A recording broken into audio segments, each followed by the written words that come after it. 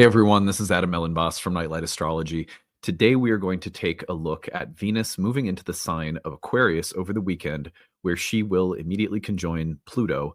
And then Mars is also turning retrograde, which means that Venus is going right from its conjunction with Pluto into an opposition with Mars retrograde. We're going to look at that little sequence of events. We're going to map out the timeline, and we're going to give you a sense of what you might expect from that total process, not just Venus conjoin Pluto, but Venus conjoin Pluto moving into an opposition with Mars, who has just turned retrograde. What might that mean as a whole? That's our agenda for today. Before we get into it, as always, remember to like and subscribe. We have a little goal on this channel, which is to get to 80,000 subscribers on the channel by the spring equinox. Hopefully we can get there. We're off to a nice start, but it really helps if you listen to the channel regularly and have not yet subscribed. It's free to do so. It really helps us grow our community and channel. You can find transcripts of any of these daily talks on the website, which is nightlightastrology.com. Of course, as you all know, we are in the midst of my 11th annual Kickstarter campaign. The last 40 days of the year, we try to rally the support of our viewers and listeners, our subscribers out there, to support the channel and the development of all this free content in the year ahead. When you support us, you're not only supporting the channel and all the free content, but also the need-based services that we offer. We have need-based astrology readings. If you go over to the website and click on readings, you can find tiered pricing that is meant to make sure astrology readings are accessible for people. You helped us build that over the past couple of years. Also, all of our programs have need-based options, sliding scale options. That happens because of the success of the Kickstarter. We're able to do that because we run sales on the programs through the Kickstarter. And we rally the support of so many wonderful people out there who value this content and the business model that we hold at Nightlight overall. So I'm going to take you over to the Kickstarter website. You can find the link in the comments section of the video, in the description of the video, or on the website, nightlightastrology.com. You go over there, you'll click this little Back This Project tab. And when you scroll down, you'll see that we offer a variety of rewards. When you donate, you can pick up my new book, which is being released chapter by chapter as an audio book, as well as in text forms. You could listen to that as you're driving to work or whatever. You can pick up our Astrology of 2025 video, which is a lecture I give on all the major astrology of the year ahead. That's the only time that I give that talk, is in that exclusive video. There's also about 10 hours worth of year ahead horoscope readings for all 12 signs. Each sign gets about 30 to 45 minutes in depth, looking at the entirety of 2025's transits. That's a great one. You get all of those. You can find a bunch of other things, including 50% off, all the way up to 75% off when you purchase our online courses or bundle them together. Major savings on that. My wife's herbal apprenticeship programs are also for sale this year. We've included those. That's kind of fun. So lots of good things to check out there. Remember, we're trying to get to 1,937 backers by January 1st on this channel. And we are well on our way now, thanks to all the people who have already pitched in. We've still got a long ways to go. So if you value this channel, please consider supporting it. Every day, I like to talk about something that I put into the content that I make and why I think it's of value when you might consider donating. So today, I want to talk about the space I hold as a personal and non-political space. While I am a political person and I have my own views, one of the things that I'm very intentional about, and it's something that's developed over the years as I really felt into what I thought my unique calling was and what my role could be as an astrologer, what came through over time was the realization that what I do best is helping people work with the transits on a personal level and really focusing on that personal level of engagement. Although the collective level is very real, and there are wonderful astrologers who do wonderful work and necessary work on that level of astrological reflection or interpretation, I try to create a space where you can just sort of, at least temporarily, tune out the collective narrative that's unfolding. And you can make meaningful connections to it here as well. But I really focus on how do we take what's happening and bring it into our personal development and our personal lives. And you're not going to hear me, for the most part, commenting on things astrologically where it feels like more of what you might see in the news that could stress you out. Now, for some people, that's a very important part of your life. And so it's not a value as to what's better. It's just a focus that you're in a safe space that will really take the astrology and use it to focus on the development of our personal, internal, psychological, spiritual lives. And whatever ways in which you connect that to the collective is perfectly fine. But you'll find that I kind of create that space and hold that space for this particular purpose. So if that's something you value and you find it comforting, and it's part of what you like about the channel, then maybe you'll consider supporting us. All right, so on that note, let us shift our attention now to looking at this incredible sequence of events that is coming up. I'm just really fascinated by this. The more I've been looking at it, the more I'm like, wow, this is a really big event. So here we are, December 6th, Friday. And what I want to draw our attention to is the fact that tomorrow, Saturday, December 7th, you will see Venus conjoin Pluto. Now, Venus-Pluto conjunction, we've done many videos in the past on my channel on just looking at Venus-Pluto. And you'll notice that there's that stationing Mars in Leo opposite. So this kind of moment of Venus-Pluto conjoining is followed very closely by the opposition between these planets. So the retrograde of Mars happens over the weekend. From Saturday into Sunday, Mars turns retrograde. Quickly after that, by the middle of next week, actually, if I give you the engagement range, it's even earlier. It's about Monday, and then we give it Wednesday into Thursday for the exact opposition, and then a couple more degrees all the way until Saturday, December 14th, where the two planets are opposed and separating from that 3-degree engagement range. So that is really significant. Not only that, but if we can continue this onward, we're going to see that Pluto and Mars are then getting together in the opposition, which happens significantly later, right? We're looking at this as something that's happening around the beginning of the new year. So it's significantly after that, but Mars will engage with Pluto as well. And this is kind of part of that process, you could say, at the same time. Either way, what we're concerned about this weekend is here we have tomorrow the conjunction with Venus and Pluto.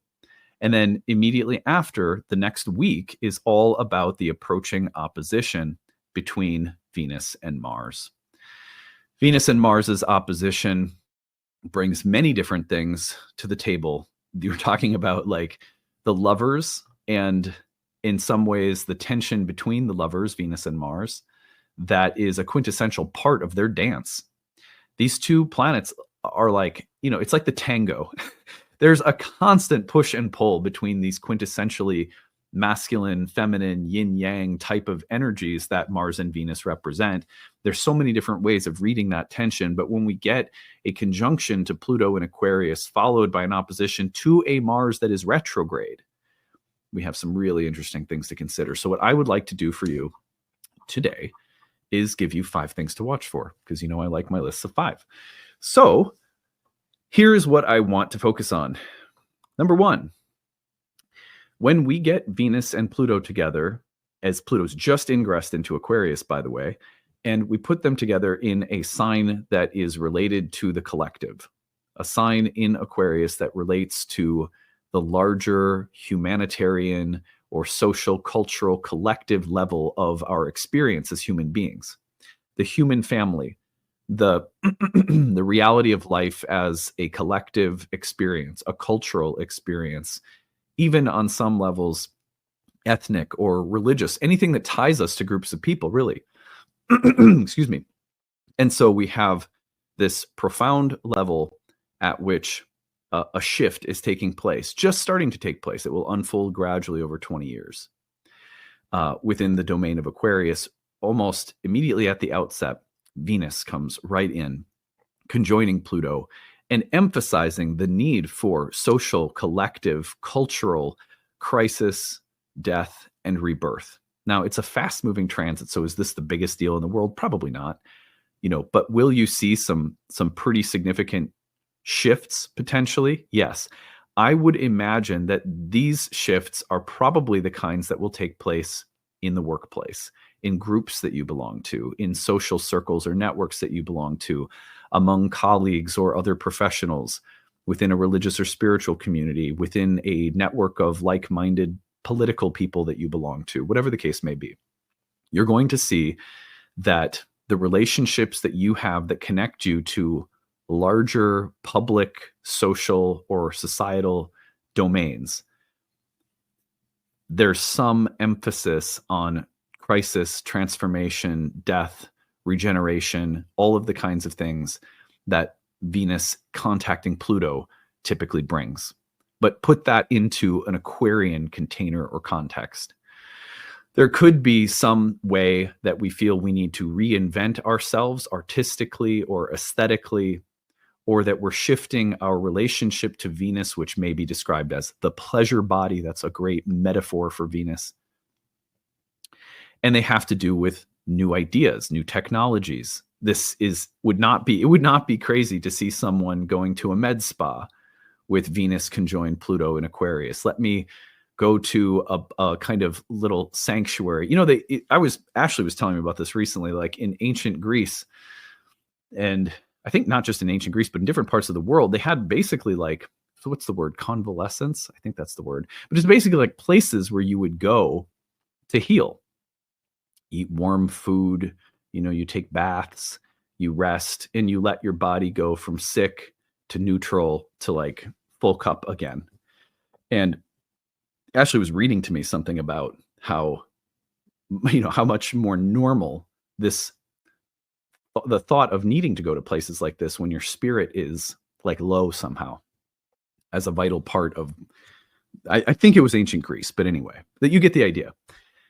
And I mean, certainly we have little places of refuge like this in the world, but so often, what are we told when you're stressed out, when you're feeling empty, when life is dull, and we're told to reach for something that will give instant gratification or pleasure. For example, all of the advertising that exists around food, much of which has additives and chemicals, and it's processed, and it's perpetuating illness and dullness, not making you feel better, even though very quickly the sugar makes you happy or whatever. We all deal with this, being bombarded by this, having to contend with our desires for what will really nourish us versus what might be a temporary fix. And don't get me wrong, I'm not trying to be puritanical. There's time for just saying fuck it and just having fun too. But I think that one thing that Venus and Pluto in Aquarius point to are shifts in how we are thinking about pleasure, happiness, wellness. Venus does not just represent things that are beautiful and enjoyable. She also has this association with cleanliness. For example, Venus was associated in the ancient world with the need to keep a standard of purity and cleanliness as well as beauty within a temple. For example, temples should be beautiful, ornate, filled with flowers, fragrant incense, and yet they should also be very clean. That's Venus. Venus has this combination of beauty, enjoyment, and cleanliness. That's how you feel when you go to one of those places where they've got the baths, the saunas. A couple times a year, we try to go to this place in Minneapolis called the Watershed Spa. And they've just got like a ton of baths, different temperatures, cold plunges, saunas. And then this room that's just like quiet and you can like lay down and, oh my God, just a couple of hours there, and everything's so clean and so enjoyable. And there's something very healing about that. Well, I'm saying all of this because one thing that Venus and Pluto can represent is the need for a kind of regenerative healing experience that is beautiful, maybe a little scientific, maybe communal. So think about that energy from Venus Pluto. It's like she's getting some kind of recharge or shift in her thinking with respect to beauty and wellness or health and community, stuff like that. Okay, those are all possibilities. We could also just see that there are tensions and there's a little bit of drama and the need for transformation within various social networks, groups, friendships, etc. Now, number 2 on my list is, and we're building toward that Mars retrograde. So as we go along, that Mars retrograde is going to come in this list. Now, there also may be a shift in thought, ideal, or belief reflected by the Venus-Pluto conjunction, because Venus-Pluto in an air sign like Aquarius has the power to shift our thinking. But what is that thinking informing? Our relationships. The shift in thinking is somehow a relational shift in values. This is what I need from a relationship. This is what I need socially. This is what I need from the culture or group I belong to. This is what is, this group or this relationship or this network does or does not fulfill these needs, etc. There is maybe a shift in relational philosophies or values reflected by the Venus-Pluto dynamic that then comes into immediate conflict within relationships, specific friendships, specific conflicts or clashes of value or prioritization of values, because Venus then immediately goes into the opposition with Mars retrograde in Leo. well, that's fine that you believe that a group or a relationship or a collective should function or work in this particular way. But what about me? What about my needs? What about my desires? What about my role or my personhood, right? Mars and Leo might feel like it has to advocate for a different individual need that somehow cuts against the grain of what some kind of group needs or wants or desires. So it's like my will versus the group, or my will versus the needs of the relationship. Even in couples, we often find that one person will be like, maybe we could do this. And it's some proposal of how two people could work together to create something or to get over a bad pattern. And the other person goes, yeah, well, it's like not what I want. Or that's, that somehow they will maybe feel that it's an affront to their ego, or, there can be clashes that come up. Venus and Pluto together in an air sign right as Pluto has ingressed feels like a bold new idea that Venus has. Immediately coming into some form of conflict, some crisis or tension or battle, bashing of heads, or like power struggle. So watch for that, because Venus may get really excited, but then immediately that excitement goes into this kind of oppositional tension with Mars retrograde. And the Mars retrograde could be intractable, or it could be Mars retrograde could represent someone who is afraid that this new idea or thing will somehow transcend or limit them, go beyond them or make them irrelevant. There could be a fear of the loss of power or dignity in something that Venus is proposing that Mars feels potentially disempowered by, something like that. Anyway, number 3, Mars becoming disempowered in light of what Venus is bringing forth. So here's the other thing, is that, Venus in Leo represents the kind of traditional, like my will, my way, my power, my sovereignty, my light, my specialness, my post in life. That's kind of Mars in Leo. Mars retrograde in Leo, opposite Venus, who's coming off from Pluto in Aquarius, might be about laying something down. Like, you know what? I can compromise. There's a very powerful way in which Mars is retrograde may actually make this opposition far less oppositional than it otherwise may seem. And that's because a retrograde Mars might be a Mars who is willing to abdicate something, some power, some ability, some role, some need, and say, you know what, let's do the we rather than the me. This is not easy for me to do, but you may find a kind of reluctant Mars gently or gradually laying down its arms, if you see what I mean. So Mars becoming disempowered in light of what Venus is bringing forth might be a way of saying that Mars has to surrender something in light of what Venus brings forward. Can Mars do that gracefully? Is Mars going to go down swinging? That remains to be seen. Every situation will be a little different.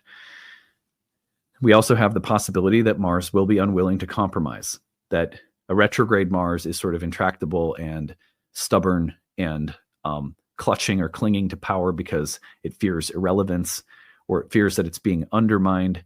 There's always a tension between relational identification and individual identification, collective identification and personal identification. And that tension has to be held. It's not something that we resolve by deciding which one we are. It's something that we work the tension of throughout our whole lives. For example, I said earlier, I'm someone who was born with the South Node in Aquarius on the midheaven, North Node in Leo in the 4th house. The tension that I've learned to hold between the collective and the personal in my work has been an ongoing process, such that now what I realize is that what's really important to me is that I create and hold a space that sort of acknowledges our collective participation, but really focuses on the personal level at which we engage with that, right? That's something that, it might seem like I've chosen one side or the other, but for me, it's still a tension that I have to hold constantly. And that's probably also reflective of the fact that I've got the North Node in Leo, right? Anyway, you'll listen to my talks with Ari for a little bit of the evolutionary take on the nodes, and that would make maybe more sense for my chart. But anyhow, but that tension has to be held, right? Like, for example, in order to not have my head buried in the sand, I take in the people often ask me, who do you follow when it comes to the unpacking of mundane astrology? There's two places that I really enjoy, and I'll recommend them to you. I don't mind doing that. You may not share the same values that I do, and you may not like the channels that I like, but I really like Richard Tarnas's work. He is probably the main person that I turn to for meaningful unpacking of collective astrology, mundane astrology, world astrology. I love his work, Cosmos and Psyche. And I follow what he's saying about major cycles like Neptune, Saturn coming up, or the Pluto Saturn dynamic that happened back in whatever it was, 2019, 2020. It was early 2020. I like Dan Waits. He came through Nightlight as a student. He's got the World Astrology Report. Love his approach, find it very creative and interesting. And he has a kind of journalistic objectivity in the way he presents that I find valuable. So I have to hold the tension as someone who is an astrologer between the way in which I track and pay attention to astrology in the collective versus how I practice it personally, right? We always have to have a way in relationships. If you're married, if you have a partner, whatever the case may be, you have to hold the tension between being identified as a we, as a unit, as a collective, and how do I honor, acknowledge, and hold the tension of being an individual, being apart, but being together. In Bhakti Yoga, the great tension between Krishna and Radha is described as the tension sort of metaphysically as unity and separateness, as together and separate. That is one of the reasons that Krishna and Radha remain at the center of my heart, even though I'm not part of the Bhakti Yoga community I was a part of.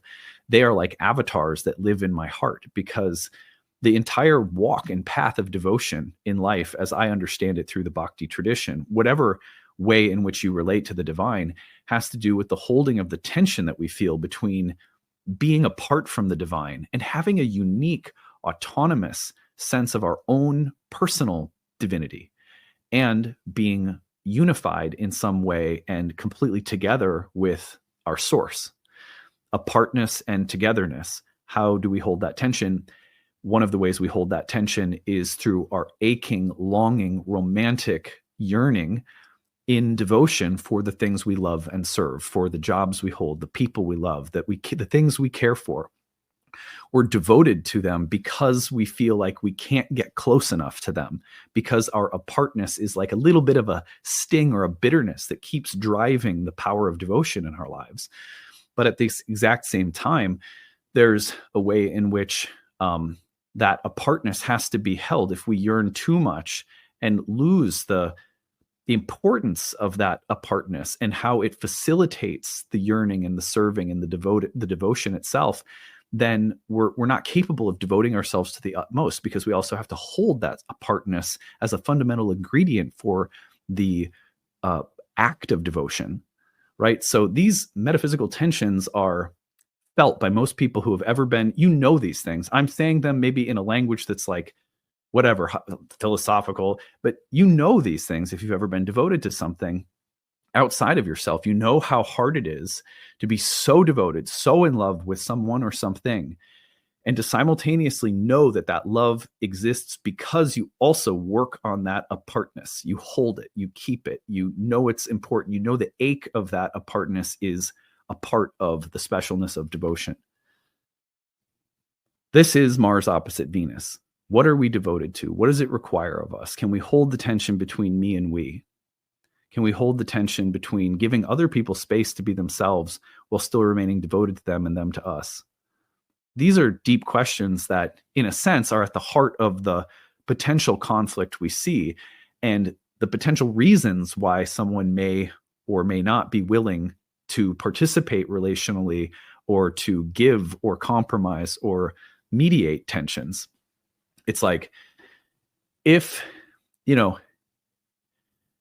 we're so self-serving that all we think about is like our own happiness, right? Well, we never really get to taste the most profound happiness, because according to most mystical traditions, the most profound happiness is found in taking the deepest pleasure in the other's happiness.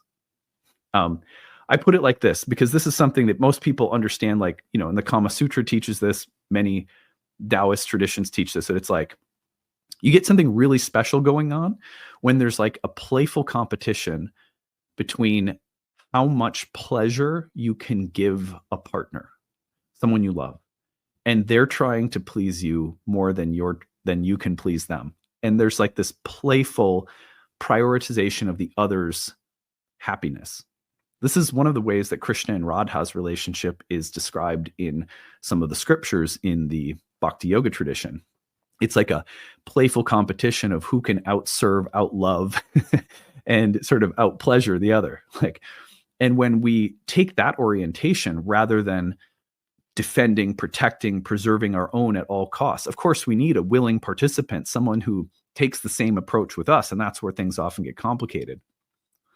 But tensions like this between Venus and Mars can be like fundamental reminders of the fact that the best relationships, I have a piece of fuzz in my mouth, the best relationships in life are the ones where there's this kind of, I see you and you see me, and I'm so interested in loving and serving you. And the other person looks at you that way, game over, right? Those are our most profound friendships. Those are the most profound soul contracts we have, and they're the most profound because they model the kind of thing that's happening between the soul and God or divinity, whatever you want to call it. All right, number 5, an opportunity for the refinement of Mars given the feedback of Venus. So there's a way in which we cannot become everything we're capable of without the refining influence of other people. There's a lot of value placed on sovereignty, that word, which I think is a very problematic word. And I've talked about that before. You get in my soapbox about sovereignty. I'll spare you. But anyway, one of the things that comes up is people think, the measure of my worth has to do with how independent I am, how autonomous I am, how empowered I am, how self-healed I am. And we forget that reality is a relational matrix. There is truly no independence without simultaneous dependence. The two can't be separated, right? It's like the yin and yang, they can't be pulled apart. Anything we hope to become individually, in other words, is always coming in a social context, in a relational context, in an ecology of soul. And so, Mars retrograde opposing Venus. There are so many ways in which we can only be refined when we set down the defense of ourself. I'm going to be an undefended self for a minute. Of course, you got to be careful who you open the gate to, right, in that situation. But when you're with someone who loves you, we have to imagine that other people can see us better than we can see ourselves at times. And that when we open ourselves and say, you know what, I am open to your healing, refining influence. I am open to being persuaded to think about and do things differently because of you. And I can try things on that you suggest. And I am capable of doing that and then evaluating whether or not I think that was a good idea. But we don't let ourselves get that far, right? Because we think to be open to any kind of influence whatsoever is too dangerous. And sometimes it is. And again, you have to be selective and discerning, but opening ourselves to the influence of the other is one of the best ways to become more individual. Because really, in a relational reality, individuality is something shaped by intimacy. It's like I become more intimately myself because of the intimate influences that I have allowed to bring forth things from within. It's like if I develop intimacy with astrology, if I develop intimacy with an instrument or with people or Hilda, you can see her laying on the floor back there. Whatever I have allowed in, when I let those things come in, those spirits, those souls, they help bring out some of the most fundamental pieces of myself that I didn't even know were there or could be there. And so character is refined and shaped. Individuality is refined or shaped through our ability to create and allow for intimacy. Intimacy with not just people, but when in an animate cosmos, with the wind and the water, with the weather and with moods and thoughts and with spirit, and with the things that we serve, the crafts we study, all of these things. So we could see this opposition as an opportunity for us to be refined and shaped and more intimately distinguished as souls because of what we're allowing to influence us. I'm not going to see this as a threat. I'm going to see this as the gentle, refining influence of soul from without coming to me from within. So let's leave it there for the day. Some good thoughts, I think, for us to ponder with Venus opposing Pluto and then running into the opposition with Mars next week. We'll look at this again next week for sure, but at least for now, you get some sense of the sequence that is unfolding starting this weekend. So I hope this has been useful. After I sign off, you can learn more about rewards that are available when you support the channel. Remember, we're trying to get to 1,937 backers by January 1st.